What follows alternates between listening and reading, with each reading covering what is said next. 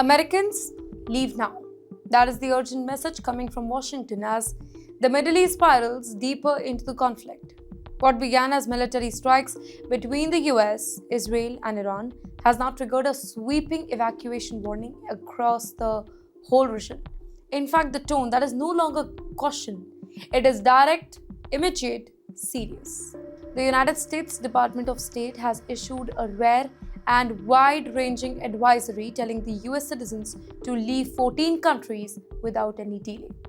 That's right. Secretary of State Mr. Marco Rubio delivered the message bluntly. The security risks are rising and Americans should not wait. While the list is long, it is striking.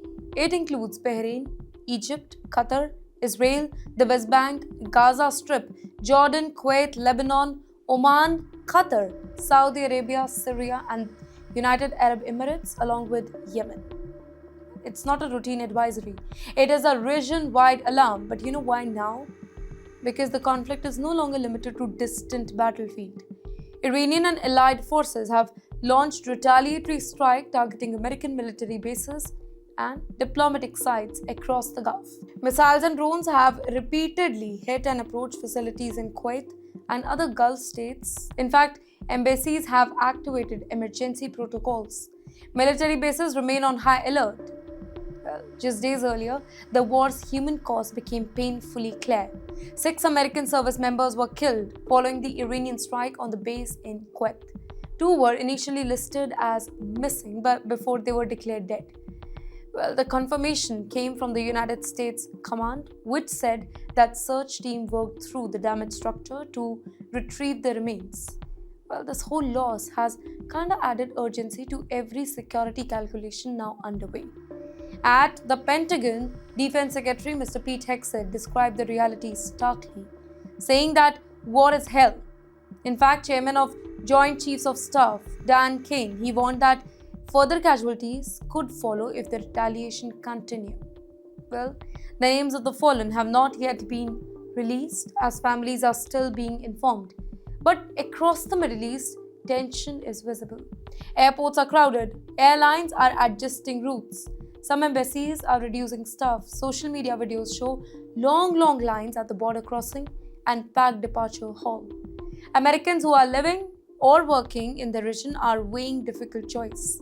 Stay and hope for calm or leave while flights are still operating. Strategically, this advisory signals how seriously US views the widening threat here.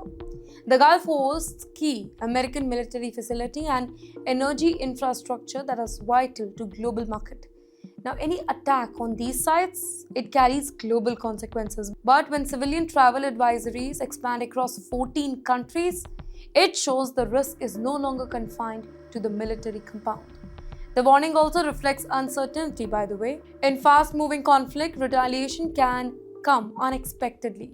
Drones can travel long distances. Missile launches can occur with very little notice. Intelligence assessment may shift within hours. By urging citizens to depart, the State Department is reducing exposure before the next development unfolds. For the families watching from afar, the message is unsettling. The American is home to thousands of Americans, including teachers, including engineers, and aid workers as well.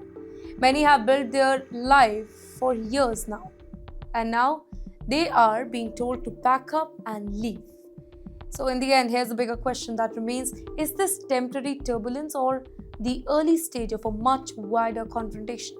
With embassies on alert, military bases reinforcing defenses, and evacuation warnings spreading, the region feels increasingly fragile.